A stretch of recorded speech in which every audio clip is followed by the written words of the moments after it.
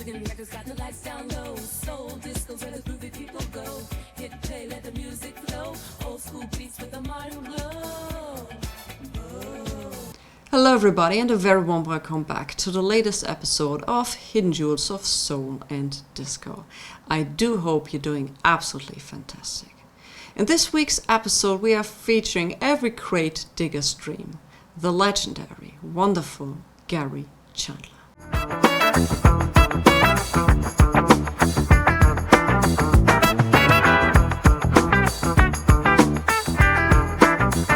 Before we dive into the story of Gary Chandler, there's one thing I would like to point out.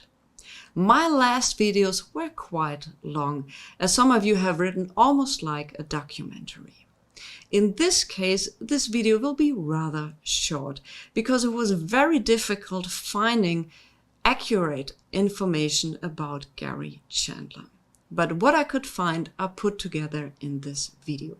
If you have additional informations, please put them down in the comments below. So now let's dive into the story of Gary Chandler.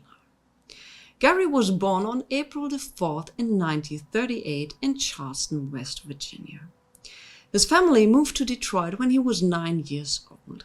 He attended Cass Tech High School, a school known for producing jazz greats, and later studied at Wayne State University as a pre-med student before making a life-changing switch to music. He started playing professionally around 1960, but soon entered the United States Air Force. After his discharge in 1963, Gary began performing in Columbus, Ohio, especially there in the club scene along talents like Hank Marr, Don Peterson and Benny Maupin. From 1965 to 1967 he worked in the Motown Revue.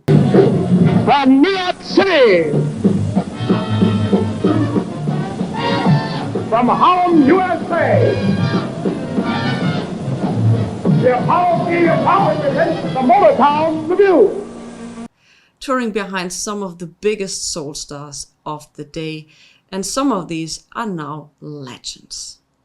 He then led his own group for over a year before joining the Lou Donaldson Band in 1968. Chandler would remain a key part of Donaldson's sound, except for a 6-month stint with Charles Earland. His career as a sideman was well established, but the moment for his solo statement was coming.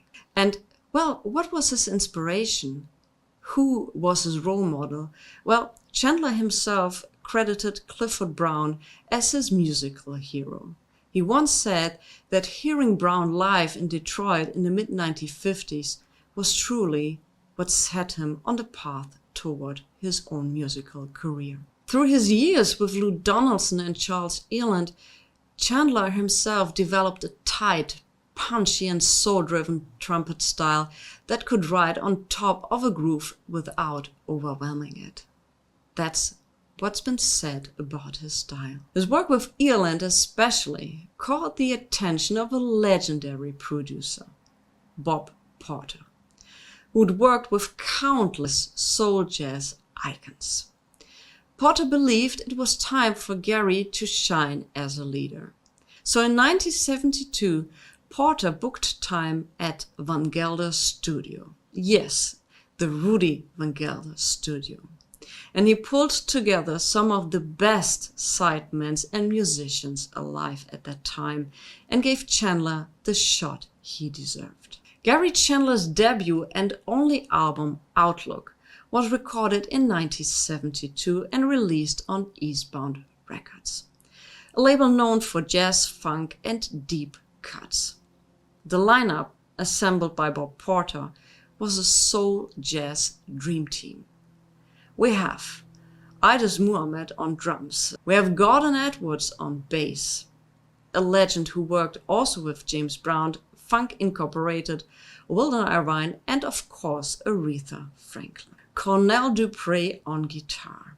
Oh, you know him from the iconic riff of Aretha Franklin's song Respect. We have Buddy Caldwell on percussion, who is known for his works with the legendary Caesar Fraser and Melvin Sparks. As we're speaking of Caesar Fraser, he was also present to bring his signature B3 organ sound to the session as well. All of this was captured at the VNYL studio, and it was engineered, of course, by the master himself, Rudy Van Gelder, and overseen by Bob Porter, who also worked with Herbie Hancock, Coltrane, and Thelonious Monk. What could be the result? The result could be one of those records that unfortunately got forgotten, but still shine as bright back then as it does today. And here it is in all of its 70s glory. I can't imagine a better cover art for an album that's called Outlook than this one. If you want to have an original copy of this album, it's at least a couple of hundreds of euros or dollars. Once again, depending on the condition. I'm also going to show you the back where we have a sketch of Gary Chandler, and some information you've heard in the video and you're about to hear is written on the back of this cover as well. But you know what? Let's have a listen to some of the tracks from Outlook.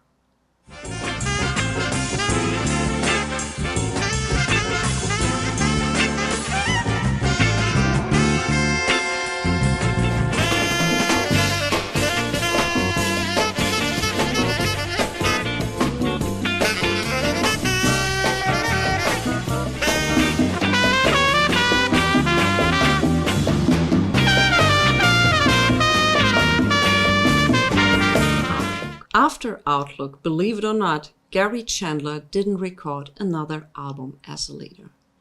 His career continued mostly behind the scenes, often as part of Lou Donaldson's working band, but why he never recorded a follow-up is still unclear up to this day. We don't know if it was industry policies, if it was a personal choice, we may never know.